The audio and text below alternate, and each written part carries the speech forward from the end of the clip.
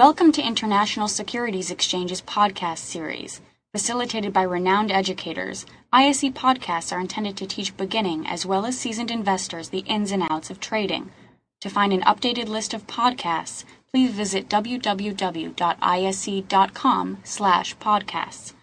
Please be sure to listen to our important message following this episode regarding the risks of investing in exchange-traded options. One of the things that I do is I'm always looking for those retracements in the trend, those times in the trend where the market really adjusts, makes a little correction for itself, and then begins to continue on the way that it was going. So, for example, I've got the dollar index here in front of me, and I'm going to just draw a Fibonacci retracement from the top of the last correction to the bottom of the last correction. That gives me a couple of lines. What it does is it basically draws a couple of target lines at 161.8% retracement level. That means it's 161% past the bottom of this particular trend, and 261, which I'm taking very close attention to because right now we're sitting at the 161. This is where we start to expect some volatility to get it, or some channeling to get into the market. Then we start looking for a breakout. Once that breakout occurs, I'm forecasting up around 87.50, which is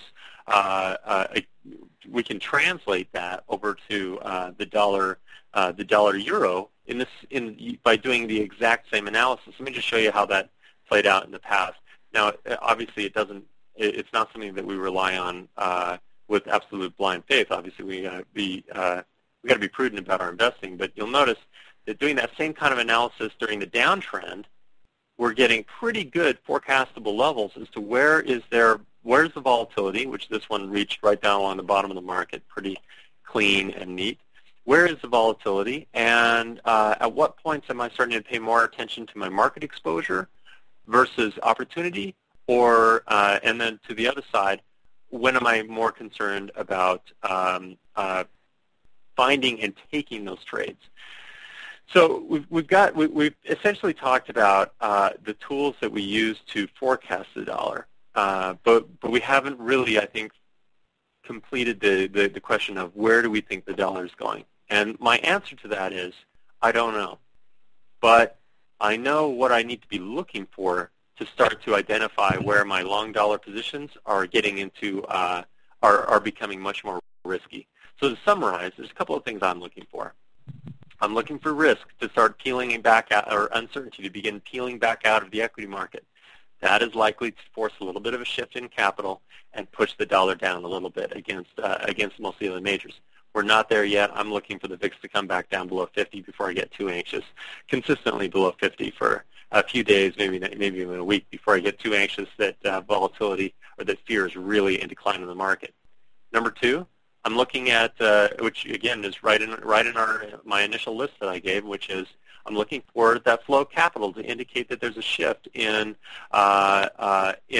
where investors are investing.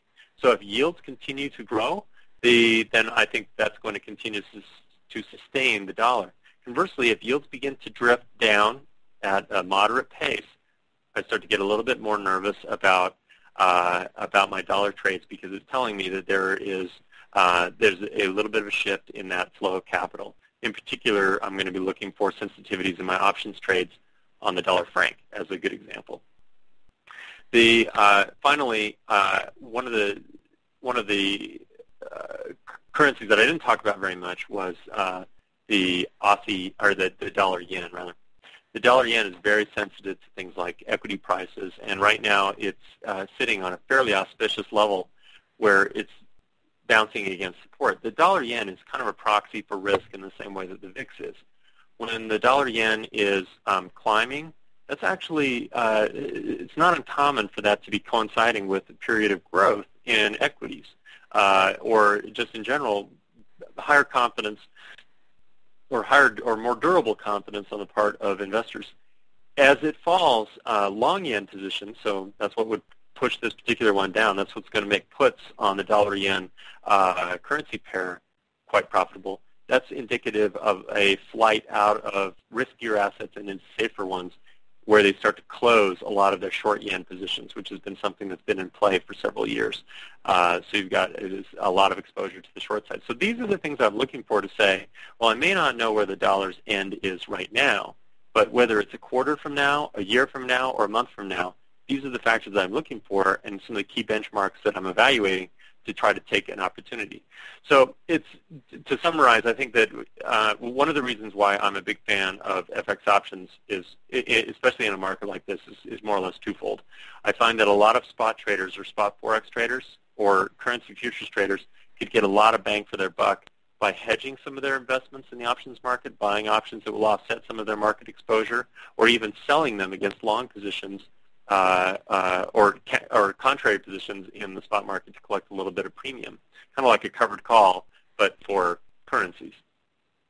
So on the other side, however, I really like options on the Forex during periods like this because the market does, in fact, move so much and so quickly, where investments in, for example, a call or a put on the dollar yen, depending on which direction the breakout is going, I don't have to be as I don't have to use stop losses in the same way that I would as a Forex trader.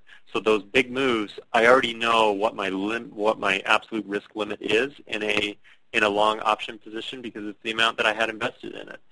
But the benefit that I get out of that is, to pay for the expense of the option is I still have unlimited upside. So it's a great time, I think, for investors to be diversifying across asset instruments and not just asset classes. So in the Forex, it's a great opportunity to be looking at both spot Forex as well as Forex options. And in my opinion, one of the easiest ways to do that is with the ICE options. So at this point, I'd love to turn it over to any questions anybody has or comments. Feel free to chat in there. I'll go back to the WebEx platform so that everyone can see. And I am trying to watch. Okay, so question just popped up, which is, or rather popped up a few minutes ago. It says, for the past 2 years, USD was the funding currency for the carry trade. Is the carry trade unwinding now, and if so, how long will the unwinding continue? Well, that's a good question. The carry trade is really caught up in kind of a battle between low-yielding and high-yielding currencies, right? So, for example, interest rates in the UK were up around 5%. Interest rates in Japan were around 0. So traders would buy the dollar or the pound yen as a good example of this to try to short yen with a very low interest rate and go long pounds with a very high interest rate. So the carry trade itself, if you're just using it to take advantage of interest rate differentials, it exists in many forms, and I think that it's what is probably not a good idea is to define it too narrowly.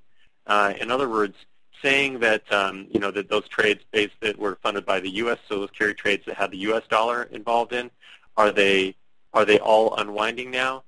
Is the carry trade therefore unwinding now? No. In fact, I have a carry trade portfolio that I manage in the long term, and half of my positions are actually long the dollar against other low-yielding currencies. So that's actually been very beneficial to offset some of the losses from higher-yielding currencies that I held for a long time, like the Aussie. Thank you for listening to our podcast. To find more podcasts on options, stocks, alternative markets, and market data, please visit www.ise.com/podcasts.